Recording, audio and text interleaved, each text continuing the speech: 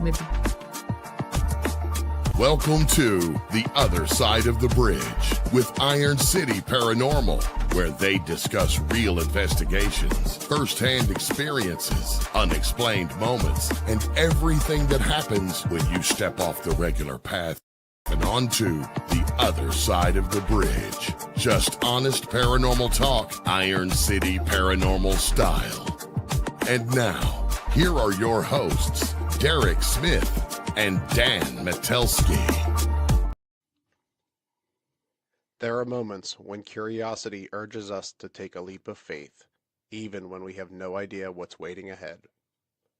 A bridge is the physical embodiment of our curiosity taking over, allowing for our passion for the unknown to drive us forward.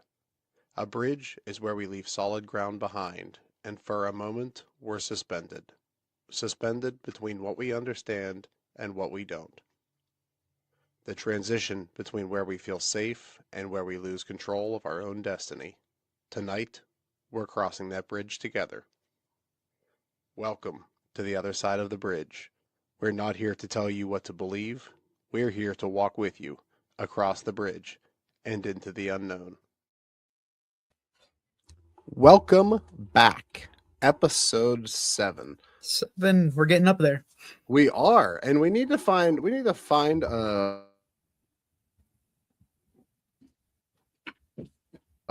right, like there's like fans, right? We don't want to call them fans. We need to call them like Iron Cityettes or something. We need to come Iron up Cityites. It's like Swifties, but way cooler.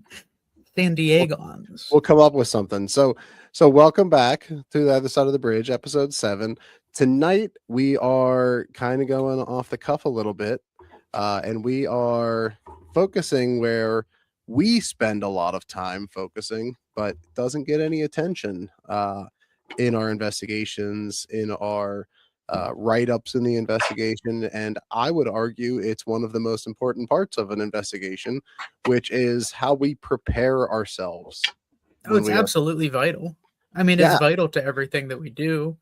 I mean, from the start to the finish, you know, it's a lot of this stuff that we're going to be talking about. Like, nobody sees it unless you're in it.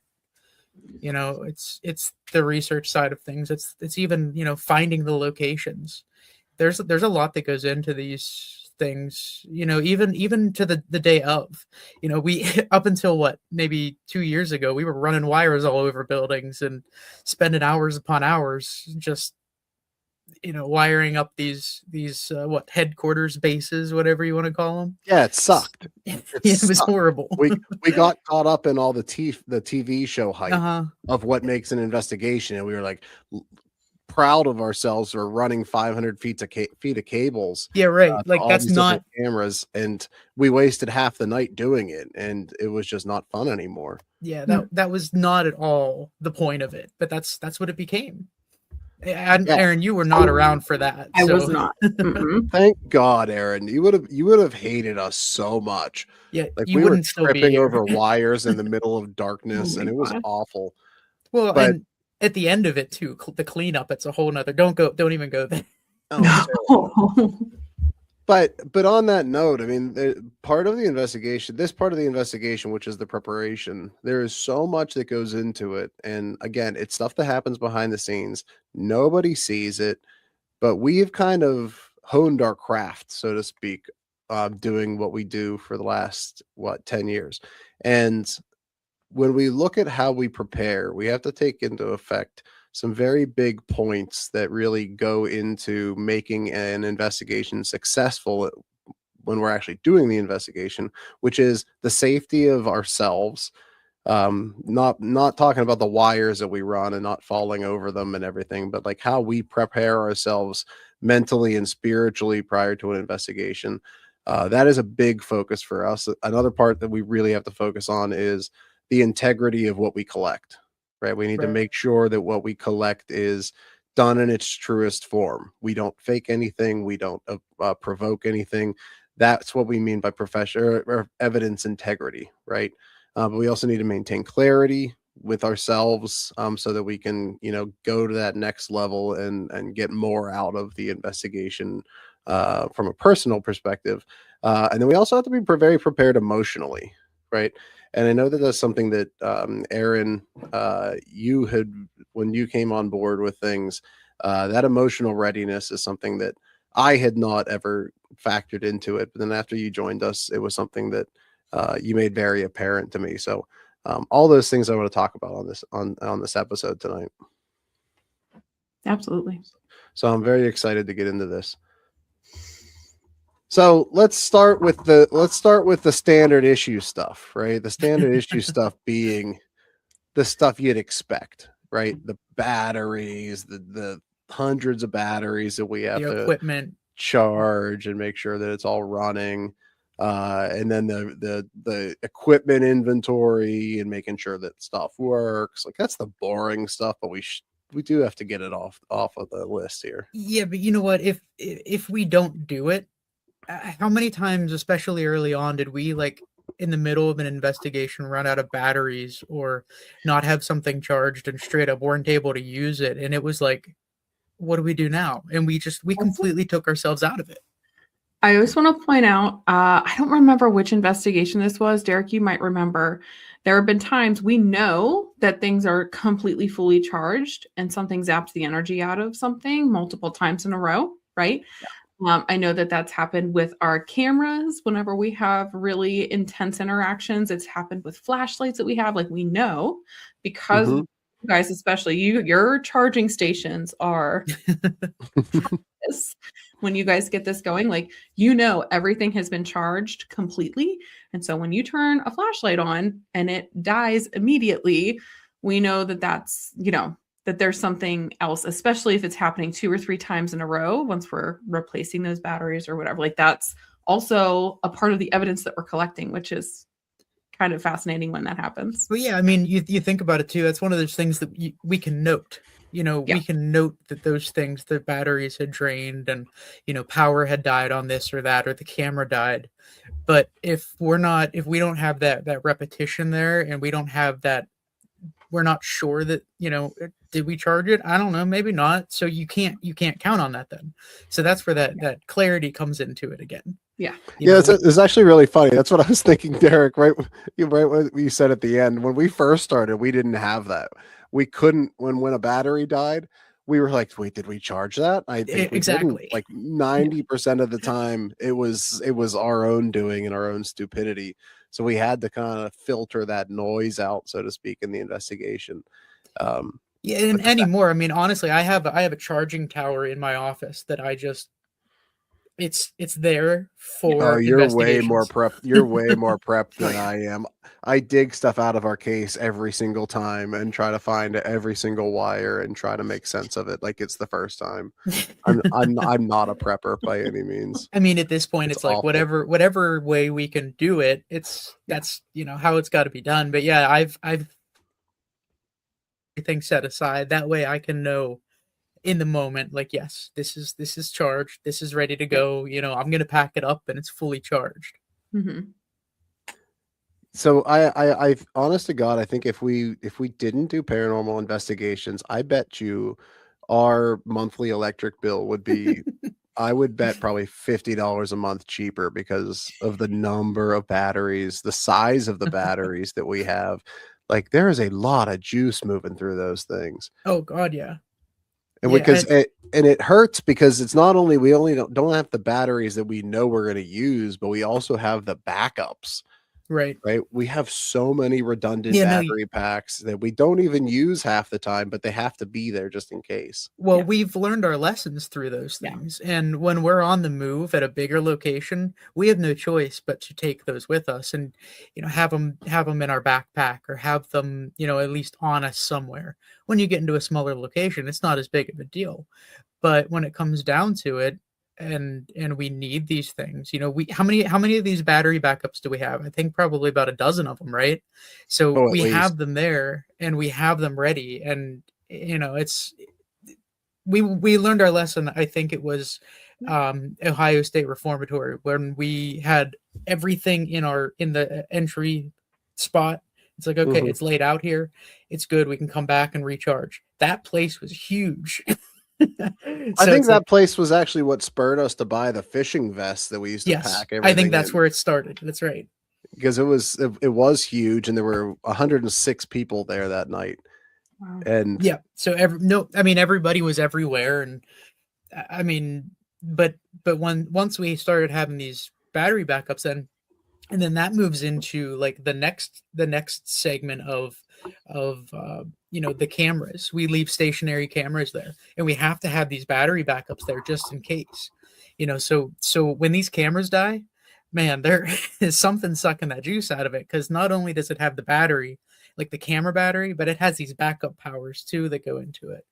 Yeah. And I mean, on top of that, then you have like our IR lights that are charged by them, and so all these backups and all these different things, they definitely play into it, and they're necessary. Well, in that token, like when you're talking about the spirits taking power over the batteries, it's like it's almost like our batteries become equipment for us, right? Mm-hmm. We purposely set up EMF pumps that are producing an electromagnetic field for the spirits to munch on, so to speak, right? And to like suck up in their nummy mouths and like make these little ghost like things with it, like their power, so to speak. So we provide them batteries to do the same thing, right? Like they come over here to the ghost buffet in this battery pack that I spent $30 charging today. Yeah, and I mean, if you look at these things, man, I remember we opened one of them up just because we were curious, but the amount of power that goes into these things, I mean, I think it's 8 batteries, 4 on each side, and then on the inside of them you have the crystals and the magnets spinning, just emitting this huge range of energy. I mean, I love this piece of equipment, to be honest with you, but it's a lot. It gives off a lot, and but it takes a lot too. Yeah. So what other kind of equipment is in our inventory here? I mean, at this point, we use basic stuff. We use the fancy stuff, right? None of it. At this point, you name it, we got it. Yeah. I mean, so yeah, we've talked about it before, though. Like, I know we like the things that are kind of not meant for ghost hunting, right? Mm-hmm. Like for example, the K2 meters, right? Mm-hmm. They're not meant for ghost hunting. Right. I mean, they're not created and set forward to be ghost hunting equipment, but they just kind of have been. they've been taken over, but it's still a piece of equipment that specialists like electricians will use in their field to trace wiring. Mm-hmm. And I think that's one of the more reliable ones. But then you're saying, like, you're talking fancy yet efficient. With some of the stuff that we've caught, the thermal cameras, also a very wonderful piece of equipment. Very wonderful. Not meant for ghost hunting. Yeah. Yeah, and that's I know we've talked about that before, but I think it's worth repeating, right? There is that seed of doubt, and when you investigate if there is a seed of doubt on whether or not it is paranormal or it is something that you are yourselves creating, to me it loses credibility. Sure. Right? It loses the integrity behind the evidence. So we have to make sure that what we see is what we get. And I will say that I've gotten better with some things by the devices proving themselves a little bit to us, like the Ovilus device, like the SLS at times.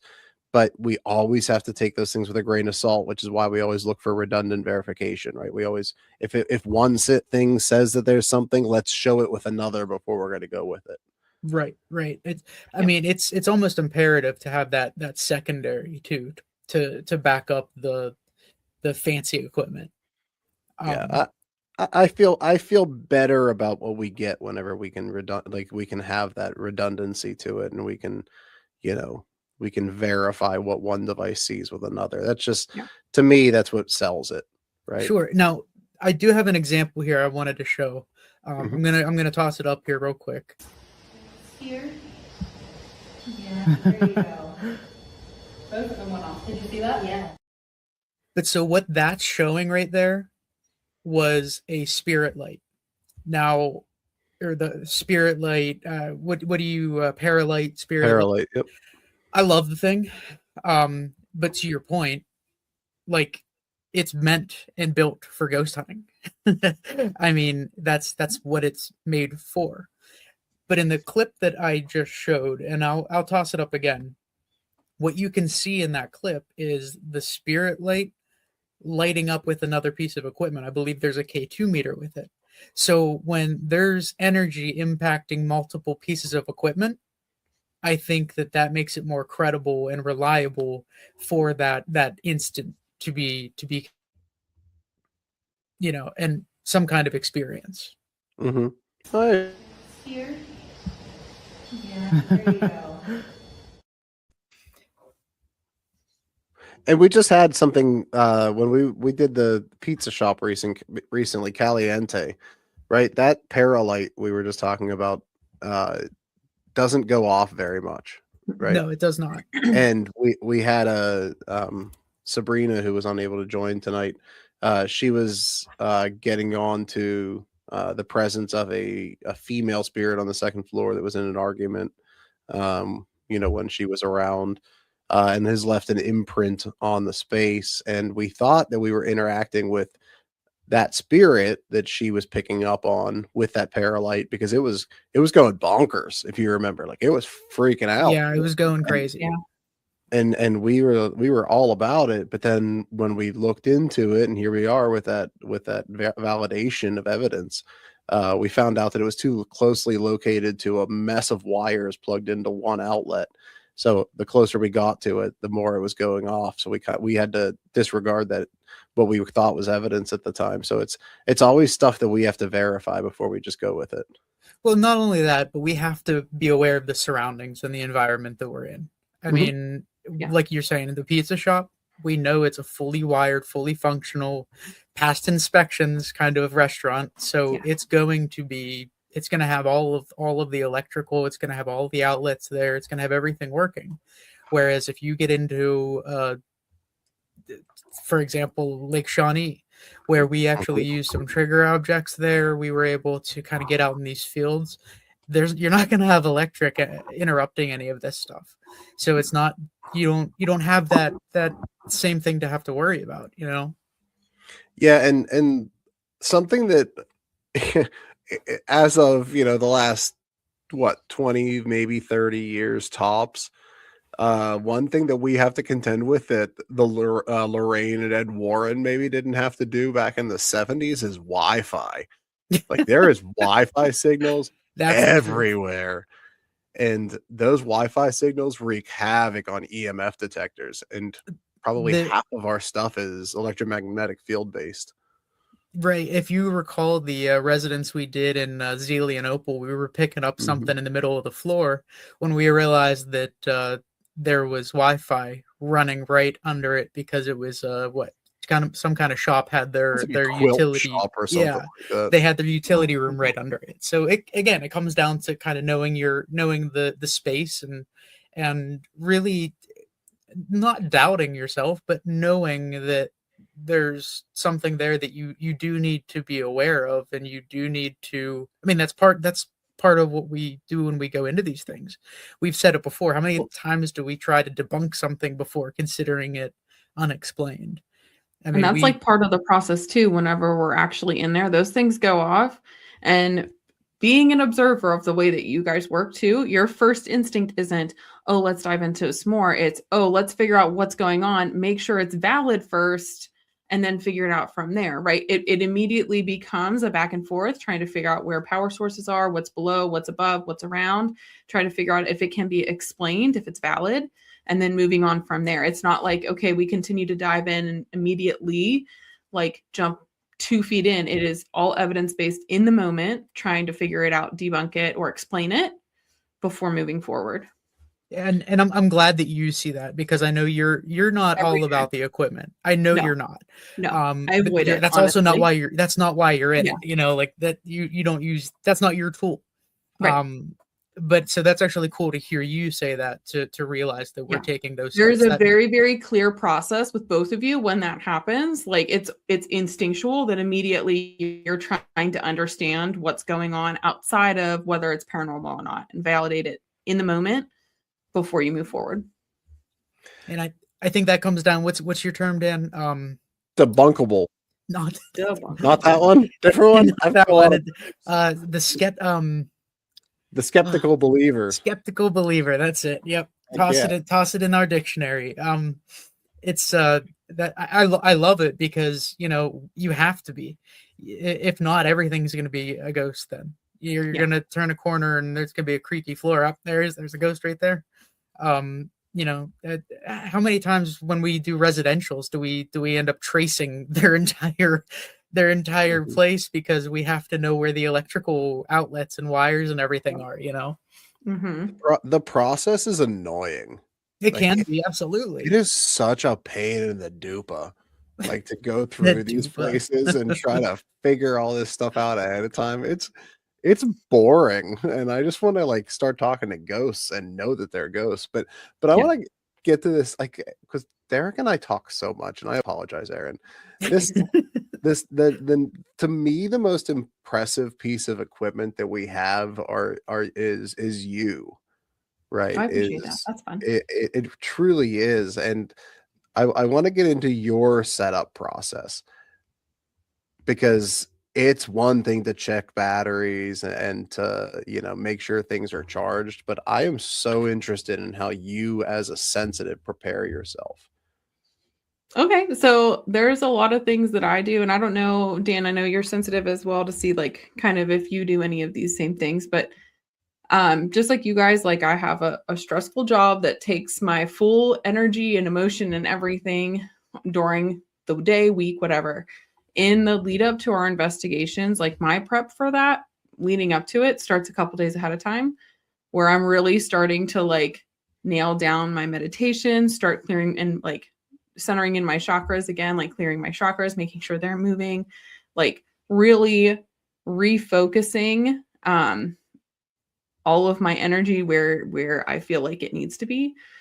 I'm clearing out my crystals, making sure they are cleansed and charged, making sure that like if I'm having anything coming to me ahead of time, that I'm writing it down or focusing on it to kind of have it in a back pocket. Now, we were supposed to have an investigation this past weekend that we ended up having to reschedule, but I really did start doing that same thing this last time, where I have like, I've already started making notes in my journal that like, hey, these are some things that I'm starting to note here, and making sure I have all of my crystals were sitting in the window, you know what I mean, getting cleansed and charged. But it really is like kind of putting myself mentally in that space, trying to clear, trying to ground. Because there's a very different, like I'm an empath just like you guys, you know what I mean? So like there's a lot of my energies is pulled in a bunch of different ways. So like trying to pull those tendrils of energy back so that I can use it to focus on what we're doing is really key for me to be able to focus. I know there have been some investigations where I haven't done that and I felt so disconnected and like I couldn't tap into anything.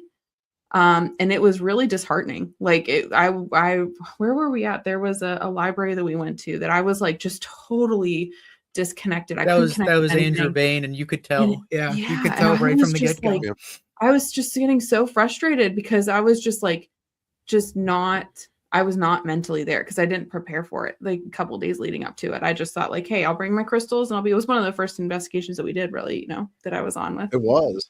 And I'm just going to tell you, Aaron, I get really sad when I can tell you're not in it, because I gain so much out of you just being connected to things, and then you and I bouncing things. Like you just within the last week said you're getting your journal back out. I was so pumped about that, because you had you and I had some really phenomenal interactions in a private with that.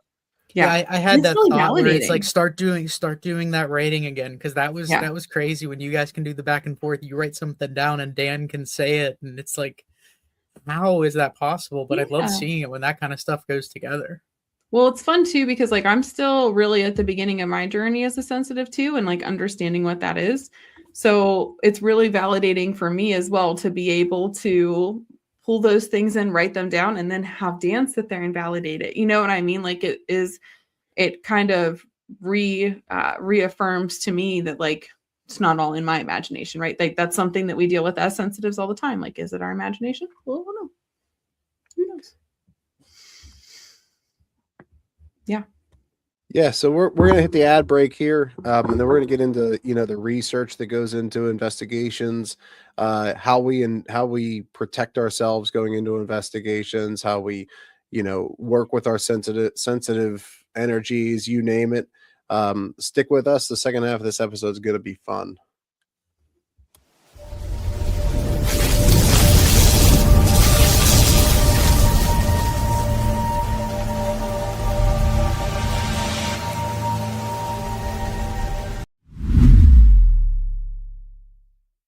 The truth, it's out there, and it's waiting for you.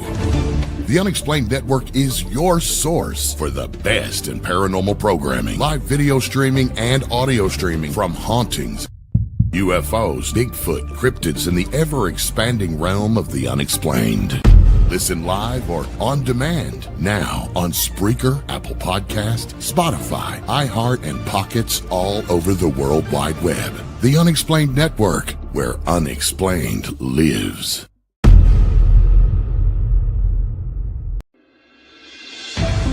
The new book, How to Research a Haunted House by paranormal investigator Margie Kay and professional researcher Violet Wisdom, is now available from Unex Media. This one-of-a-kind book explains how to do research on a house with uncommon methods and resources used by historic home researchers, and how to determine who may be doing the haunting and why. How to Research a Haunted House can be used by homeowners, renters, investors, and it should be in the library of all professional paranormal investigators. Get this unique book at unexmedia.com or amazon.com. That's unexmedia.com or amazon.com.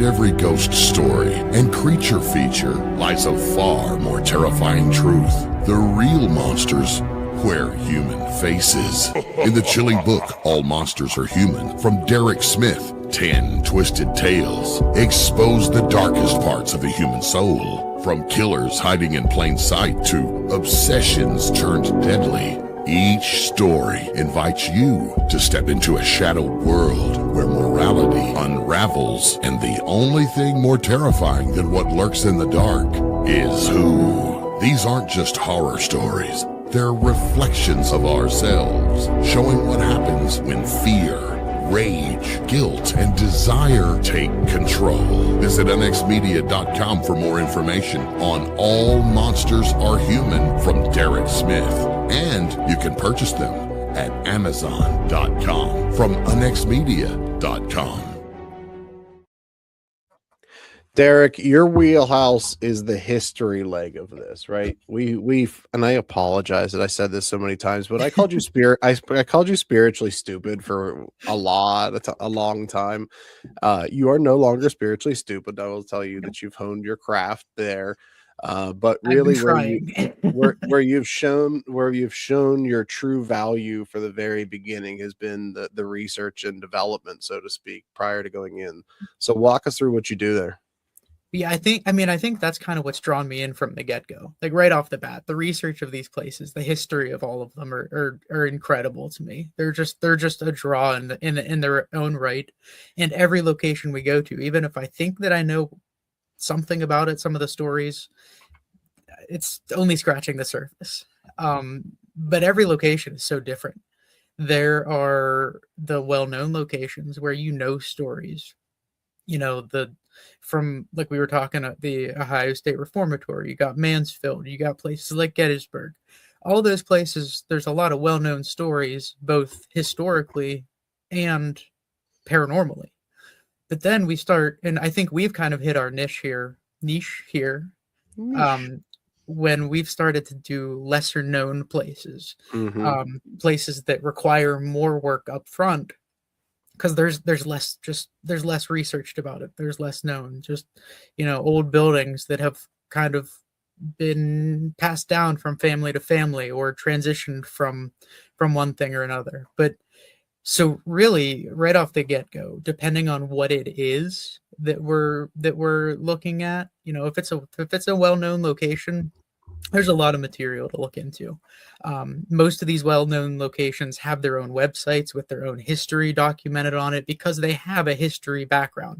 There's most of them are preserved from some historical society or another, which good and bad with that, right? I mean, they've kind of taken it upon themselves to figure out their own story, document it, and publicize it. If they're not all right, that's where you get into problems. We've actually experienced that. I don't want to say the location, but where a place thought they knew their history, and then we're starting to get all this information, paranormally speaking, that lines up with something different than their history was said. And I mean, Dan, I know you know which place we're talking about here, but they tried to argue with us about what happened there. It's like, okay, you write your own history, then that's fine. So good and bad, definitely. But with the lesser known locations, you really we got to go the extra mile to go to find anything out. Most of the or time, you just have to have a Derek. Yeah. I don't have to go the extra mile. I just call you. I'm like, Derek, just do this. Give me the address and we'll start there. It's actually, it has creeped me out so many times before how much in a short amount of time you can dig up on a place. Like, you can tell me the fourth person that lived there, what a list of their fears were when they were 12 years old, and what color pants they wore on Thursdays. Like, it's the weirdest thing.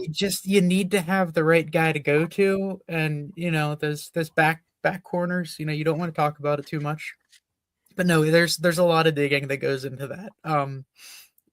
A lot of the things like the deeds and the actual documented history of places are documented online most of the time through just the county websites or whatever, and that's all well and good, but then you have to go the step further and start looking at what the land was before there were buildings there. I mean, there's a lot of times where we're like, okay, this was a house, and then it was a house, that's great, then it was a restaurant, but then you start finding out and it was a house, and then it was a house again. It was a residence, then a restaurant. But before that, what is it? What was it? What did it start as? What was the land? What kind of natives were there? There was a coal mine there before, and then there were tragedies with coal mines. I mean, we could do a whole episode on coal mines that we found out. I mean, how many of those places have we ended up finding out? Spoiler alert, we will. I mean, honestly, how many times have we been like, oh my god, there was a coal mine here, and there was a cave in, or there was a disaster. Yeah. And I got a taste of that when we went to Gettysburg this last time.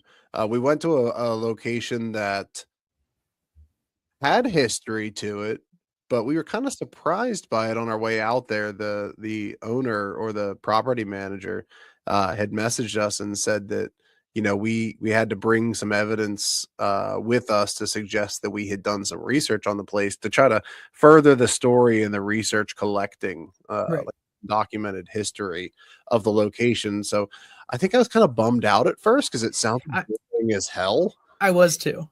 Yeah.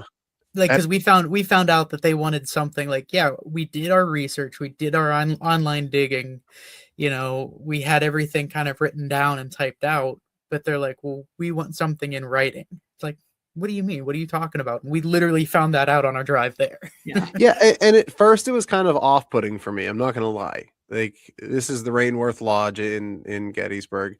And I was kind of off-put by it because it seemed like, and I think this is where you were at as well, Derek, is it kind of seemed like lazy ownership, right? It was like, okay, we're going to pay you to come there, but we're also going to do all of this work. But I'll tell you what, like, after we went to the Historical Society and dug into this stuff, it was fascinating. Aaron, I think you would have loved it. I would have been in my glory. Yeah, that sounds great. Adams County Historical Society, they were incredible. It That felt sounds like we fun. were in a movie or a TV show. Like we Oh my went God. into this library, you had two guys behind the desk. They're like, all right, what location are you looking for? You have a name, you have a date. And so we just started with one thing, right? We started with the name, like the property name and the address. They bring out books and stacks Oh of my God. folders on it. And I'm just then, imagining Derek right now with like the heart eyes emoji. Like that's all I see right now in my oh, head. dude, I Like, oh loved my it. goodness. It was so cool. Yeah, he was in his glory. And Oh I God, I loved can seeing you like that because and then there's me and Chris, was the guy named Chris with us, and it was just we were not in our element at all. imagine. Like where our expertise in the whole thing stopped was we could read, right? I mean, that was really all we had. And like by the time we left there, Chris and myself and new Derek, like we were so into it. Like if we could have gone 3 more hours, we would have, but they closed, so we had Right. to leave. But yeah, we had these folders just lined up on these big library tables, right? I mean, where you can fit like 6 chairs side by side, and we had it filled out with all these papers, and we were able to put the history together. We found out things that from old newspapers and articles that I couldn't find online. Yeah. You know, so I'm glad that we went the route that we did. Yeah. But it was incredible. So Dan, having dove into it like you did there, now keeping in mind that Derek does this insane research before, insanely intricate research before, and when he puts together a document, he will immediately tell us because he knows that we don't want to have this information before we go into an investigation. He will tell us where the information starts and we don't read any further.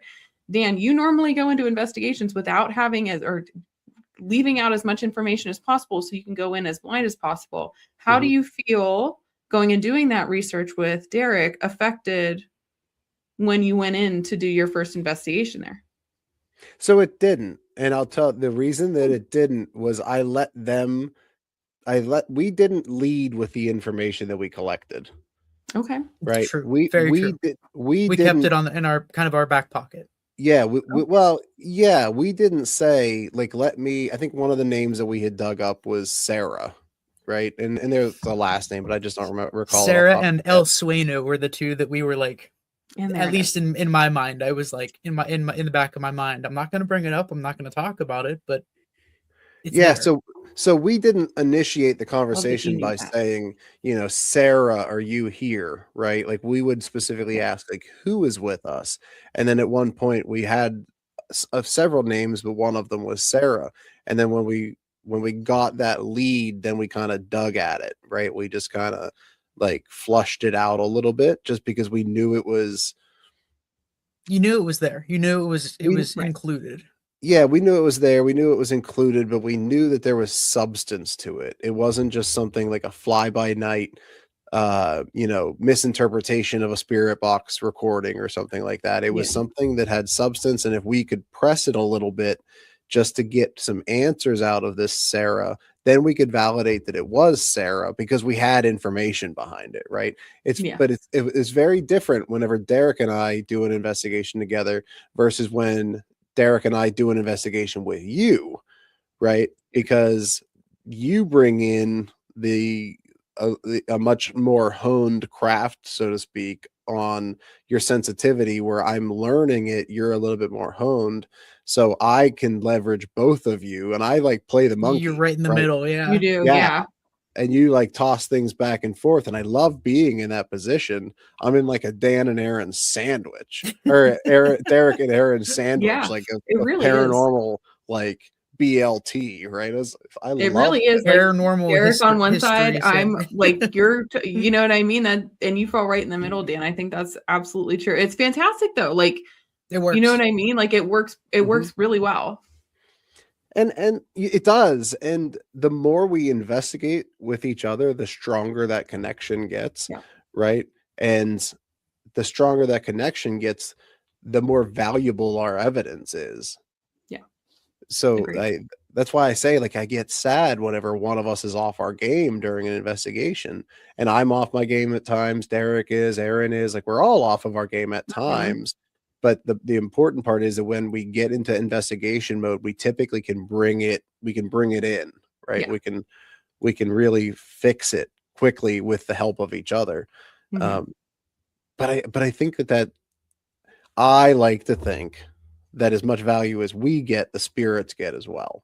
Yeah. Right. This sounds cheesy as heck, but it's the truth. Like I want to bring value not only to ourselves, not only to people that follow us, not only to people that, follow our social media, follow our website, but I also hope that these people or these spirits that we're interacting with are getting something out of it as well. Yeah. And that makes me feel good. Whether it's that true or not, I don't know, but it makes me feel good at least.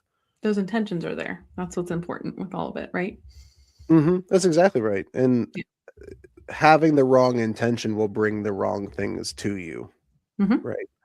It's like Ouija boards, right? Yes. If you dig a Ouija board out and you start messing around with it, your intent is to have something extreme happen.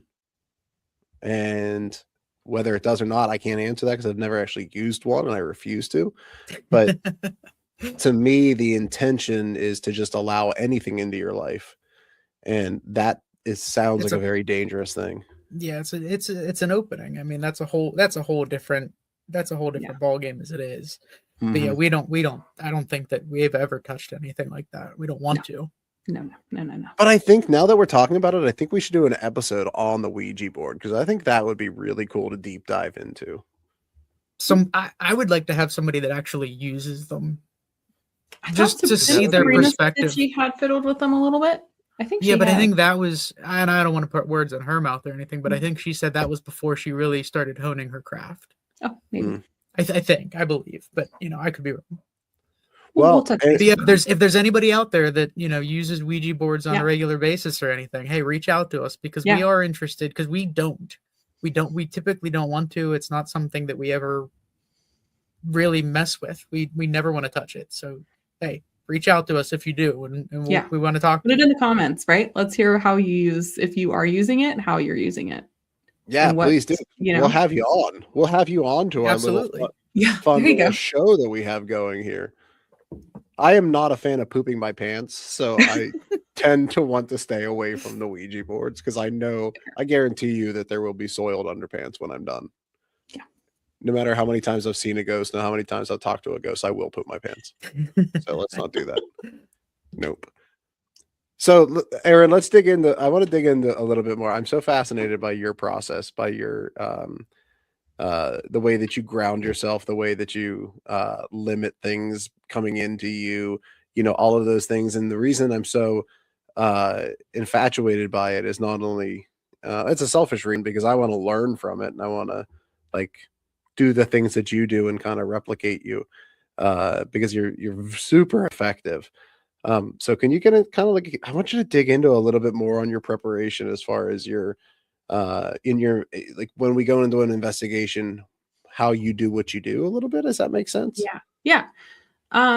So you guys know, and I'm sure people that are listening don't know this yet, but you guys know how much I love my crystals. The more that I get into them, the more I learn about them, the more they speak to me so much. I really feel like for me personally, I have a deep tie to nature. I love being out in the garden. I love anything green. I love playing with rocks, anything that can connect me, which really, whenever you start looking into grounding and different things like that, like being able to ground in nature, is really important. So I'm able to take my crystals, use the crystals, and where did you guys go? I'm sorry. We're here. Oh, we're here. Derek was just spotlighting. I was spotlighting you. I was giving you your moment. Remember how we talked about them? I could tell I threw you off. Different parts out. Can we? So really weirded me out. Where do I keep talking? Where did now I know that I'm not going to press that button anymore. Don't do that button. I don't understand what just happened. Oh my goodness. I was giving you your moment in the spotlight. I did not like that. Your face was giant. Oh God! Now we messed up the recording part. Okay. So the grounding. So the grounding, yeah. So it really has to, and it depends on what's going on in my life, right? Like if I'm feeling out of control or I'm feeling my anxiety through the roof for whatever reason, like there are specific things that I need to use in order to ground myself before I can start like centering in on where some of those things are. I have a lot of crystals that I use for that. One of the ones that I have, Derek, that I use for it is your green moss agate that you gifted to me. Yes. I use this all the time for that. Like that helps a lot. But yeah, it's really just like regrounding, making sure I'm grounded, and then just clearing. I really have to clear. I just live with, just like I'm sure you guys do, I just like live with my chest full of anxiety. Like if I'm able to clear that out, it becomes a lot easier. But really like leading up to when we like jump into an investigation, it's really figuring out like not every investigation is the same. Like we're not using, just like we use different tools for every investigation. Like I'm using different crystals every time we go. There are some times that we're going that like my lapis lazuli is what I'm using that constantly, or I'm using my super 7, or I'm using, different, like I'm honing in on different crystals. I remember in particular, there were a couple investigations that we did that I used one particular crystal and I loved it. And then I showed up at our next investigation. I was like, this is not right. And I literally didn't pick it up the whole night. It's really just feeling the energy in the space and figuring out like where we are there as a team, and then like where I am centered to figure out how to utilize those to best like assist me to keep myself together and like not crazy. So what does that mean? Like when you have a crystal and you go in and you're like, this one's not right for this space. Like, how do you know that? There's an energy to it. Like there's literally like, there's so like cool. an ick factor almost. Like this one is not the right one. Like I go, and you guys know, I come with my little camera bag and I've got my whole collection of all the rocks, and I'm normally bringing anything that's blues are really good. Obviously the purples, clears, anything like that is really good for the particular sensitivities that I have.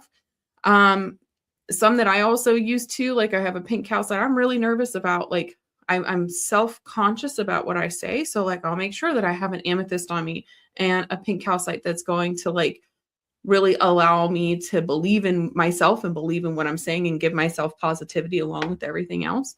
But it really is just like feeling the energy of the stone, feeling the energy that we have between us, and like feeling the energy of the space to figure out which crystal is the right crystal to use at that moment that's going to help keep my energy grounded and keep my intentions true to what we're trying to do. Right? Like we go into a space that I feel uncomfortable. Like whenever we were at where was the one that I ended up leaving because I felt Green County. That was Green County. Yeah. Green County, right? So at that particular one, I started the night with a lot of my blue stones. By the end of the night, I was rubbing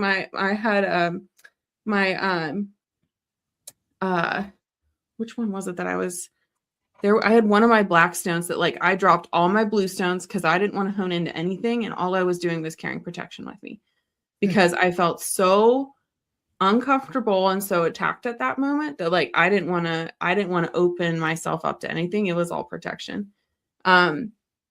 Or like if we are in a space and I'm feeling like a lot more of the feminine energy, like a lot of the times I'll go more towards like the purples and pinks and some of like the angelite and those kind of like lighter blue stones that for me are tied closer to like a more gentler feminine energy that I'm able to hone into.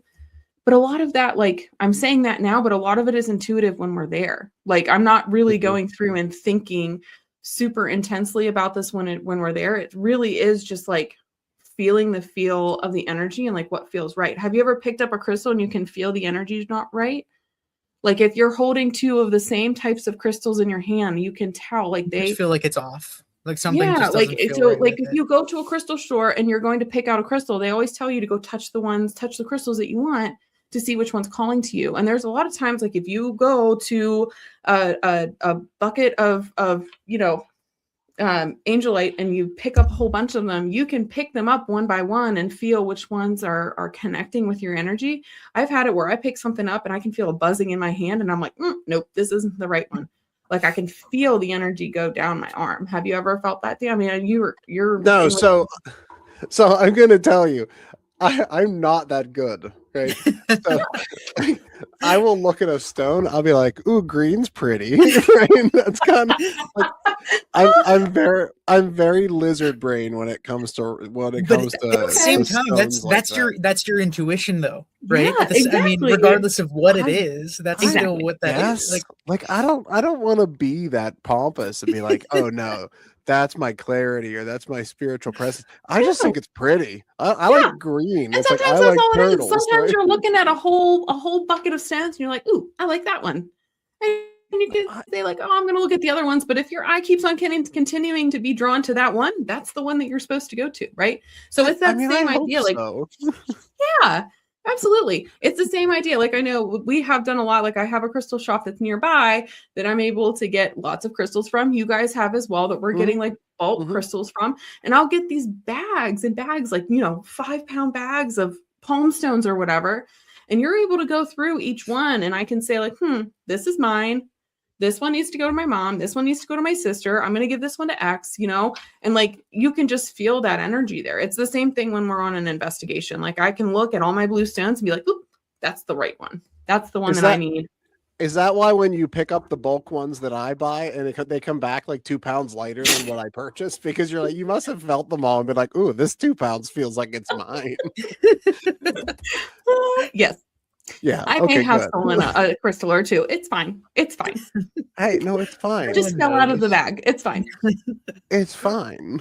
But hey, I mean, like, it's like anything, right? It's if the stones make you feel more empowered, then the stones make you feel safe, right? I carry crystals, even though I don't have a personal connection with it. I've never taken like my black kyanite out to dinner or anything, but like I have certainly felt, stronger with certain ones in my pocket. I feel like I wear a bracelet every day.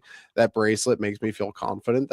So I mean, I guess it's the same thing. Well, I know for you, Dan, too. Yours, the one black kyanite of yours had just like was destroyed. Like it exploded. Was in shards, and you're like, okay, well, that's the end of that. Like, I was so sad about that. I've had them break too. Yeah, I've had a black kyanite break. We had one of our residential ones that we went to that was really active, and my one black kyanite that I loved broke. I had to bury it.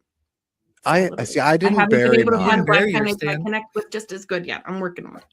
Mine's probably like in the dryer or something now. Like I don't even know where mine is. They do just fine going through the dryer. They're rocks. They'll be fine. Mine have that's where it's buried, is what he's saying. Yeah, it's like in the dryer. Like it's like I have to take it and shake it upside down to get it out. Like it's dead now. But I felt very upset, attached to that crystal. So maybe I'm not like as much of a lizard brain, but I was just sad. Mm-hmm. Just like everything else we say, Dan, there's so much more to you than you show. I don't know. I think you're the only one that doubts it. My existence is just like cheap cologne and butter. Like that's kind of like what I do, like that's what we do. But I'm okay with that, I think.